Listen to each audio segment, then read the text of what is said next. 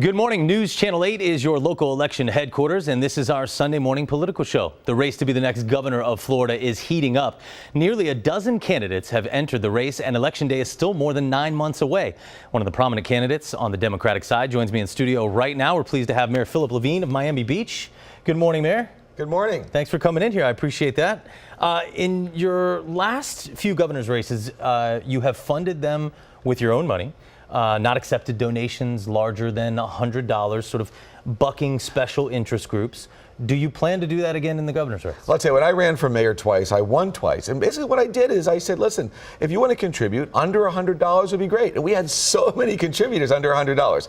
In this governor's race, I'm definitely putting where my money, where my mouth is. I'm putting my skin in the game. But we're also actually raising a tremendous amount of money from all types of people, entrepreneurs from all over the state of Florida and all over the country. Because as you know, I started with $500. I built some exciting companies, and then I decided to give back. And I'm going to continue to do so as hopefully your governor. And how do you plan to stave off those special interests while you're raising that money? Well, I think it's interesting. For me, obviously I'm not a politician. I got into politics because I wanted to help my community. Miami Beach with sea level rise, climate change, we made some big strides. And I know that's something here in Tampa Bay area that's very, very important, which we need to do. I think when you raise money from folks that don't expect something from you, that are folks that have created companies that really want good government, they want a fair playing field, an even playing field. I think that's very different than accepting money from special interest, whether it's FP&L or the sugar companies, which are things that we just won't do, because we have a mission and a vision for the state of Florida, and it's about bringing us into a 21st century economy so everyone can live the American dream. All right. Okay, it's early, but as of latest polling, I think you're still polling in the single digits. I know that it is 9 months away, but your TV ads look good. I would expect nothing less from a man of former media background. But what is your plan to get your name out to the people of Florida and get the Democratic nomination and eventually the governor's seat? Well, I can tell you this, name ID is a Bible commodity. And right now, I understand I'm in the second position. I've moved up in the Democratic side. I understand we're right there in a great poll position, and we're exactly where we want to be. Because, it's one of these things with the people of Florida to meet me, to understand what my vision is for the state of Florida. Yeah, there's no question about it, but we've been all over the state. We just finished a live from Florida's living room tour on a great bus where we're actually talking to the people, talking to the customer, going into their homes, meeting them, and that has been very, very successful. I believe over the next 3 or 4 of my months that the Florida people are going to get to know Philip Levine. Okay, interesting. A Tallahassee insider that I spoke to referred to you as, quote, the opposite of Rick Scott, which may be a compliment, actually, to you. It's been 19 years and 3 governors since the state last went blue. What makes you think it's ready to go Democrat this time? Well, I think right now there's a big wave going on. I think, first of all, people want someone in office that actually has not only public experience like I do, but also private experience. So I kind of bring both to the picture right now. And listen, the bottom line is change is good. I think people want to see change in the state of Florida. My whole mission is, it's one of these things where I want to bring companies, I want innovation, I want NASA to be our Silicon Valley, I want the Tampa Bay area to have the kind of companies come in here, not $8.25 an hour jobs, but I want to explain how we can bring the great companies of America here. That's with great education, great environmental policy, great health care benefits, and of course, all types of non-discrimination policies. That's the HR manual of the most admired companies in America. Why aren't we doing the same thing? And listen, the governor and I are very different on many things. I think the only similarity, of course, is that we do come from the private sector. The president made some disparaging remarks about Haiti and some African countries recently. A lot of Haitians live in Florida, and your community as well. Sure. What are your thoughts about President Trump? Well, I can tell you this. I don't run around the state of Florida talking about President Trump. As you know, I spent a lot of time making sure and trying the best I could that I didn't believe he was the most qualified person to be president. But to run around the state and just say negative things about the president is not a vision. It's not a mission. And I don't do that. What I do is I talk about what my vision is. And my vision, once again, is how do we bring Florida and up our game economically? So, people who criticize and said, you're not out there criticizing President Trump. I said, listen, the media, you do a great job at it. What I'm going to do is show the people of Florida another way to move forward.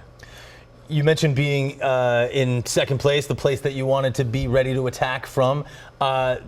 Polling first on the Democratic side, Gwen Graham. How do you overcome that kind of name recognition, a family that's been so prominent in Florida politics? Well, I can tell you, her dad was a great senator, a great governor, and I was always a great supporter. I believe the people of Florida will have some great choices. There's about 4 people in the race. I think we're all different, and we all bring something to the table. So the people of Florida will have a great decision to make, and I only look at my race and my message, and I think it's different. It's not right, it's not left, it's forward. Okay. Focusing on the middle. We are not yet into February, so still in the first month of the year, there have been 11 school shootings, which kind of flies under the radar when you think about it. It was kind of disturbing earlier this week. The 2 people died in the Kentucky shooting, and it almost seemed like it wasn't even an issue anymore. Are there gun laws in the state of Florida that need to be changed? Listen, the big issue we have is preemption. In Tallahassee, as you know, they have total control. They're taking more control of the local municipalities. They're preempting. There's a House bill right now to preempt local municipalities. Local governments are not allowed to even offer any program for responsible gun ownership. And that's a problem. Listen, I'm a gun owner. I have a concealed weapons permit.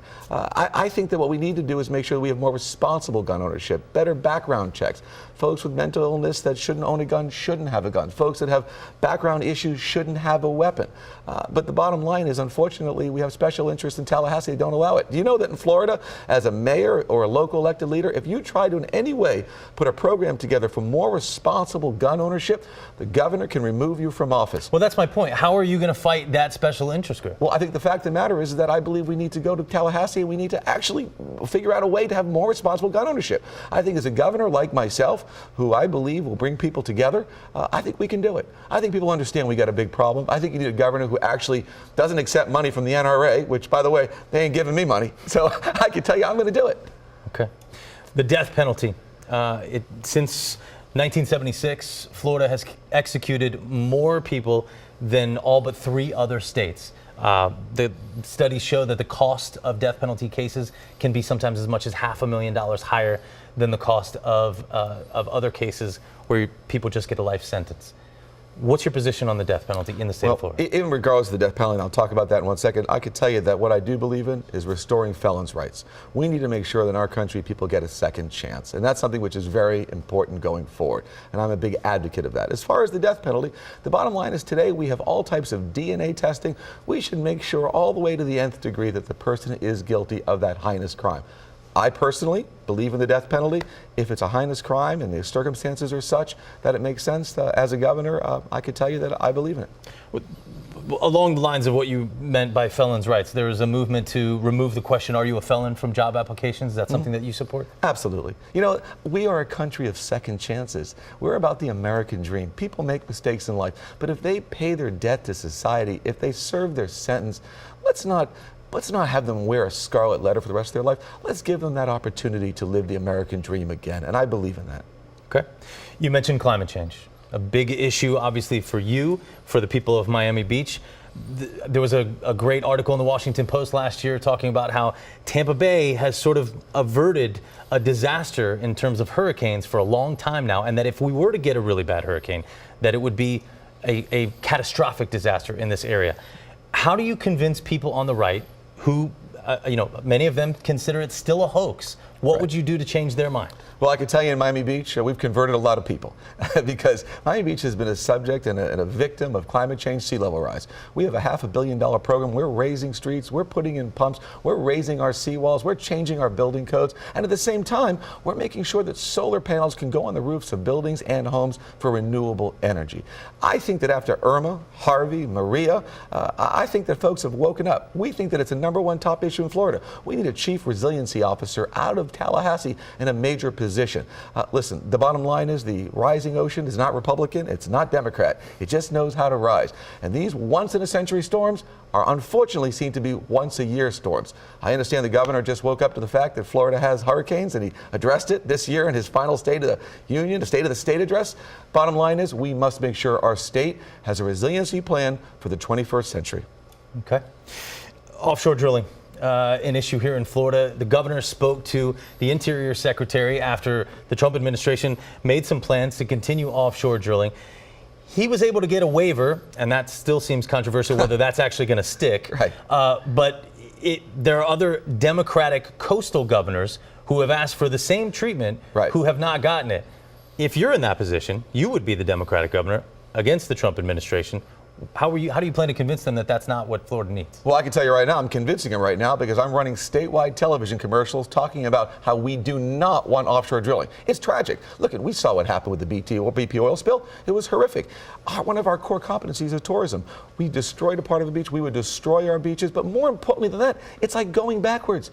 Our future is not fossil fuel. Our future is solar energy. We're called the Sunshine State. We're not the partly cloudy state. We need to make sure we focus on that. So to me, it's going in the wrong direction. My God, I would think that maybe Governor Scott wants to go back into the horse and buggy business in the state of Florida. This is yesterday's news. Now, of course, Governor Scott is only going back and saying he's against offshore drilling now because he wants to possibly run for Senate. Now, a few years ago, he was for offshore drilling. That's the problem with politicians, is that for some reason, special interests get a hold of them. I can tell you, as governor, I will never allow offshore drilling in the state of Florida. All right. Last question for you, Mayor.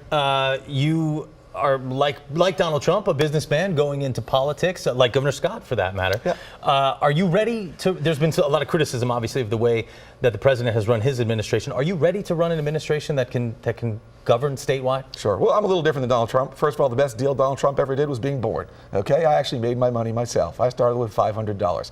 The second difference, of course, is I'm a proven two-term successful mayor of a city, Miami Beach. So I'm not going right from private sector to a large government job. I actually took a detour and became on the ground a very successful mayor. All right. A man who knows a lot about beaches, the mayor of Miami Beach. Thank you very much for joining us, sir. We really appreciate that. We will be right back, folks.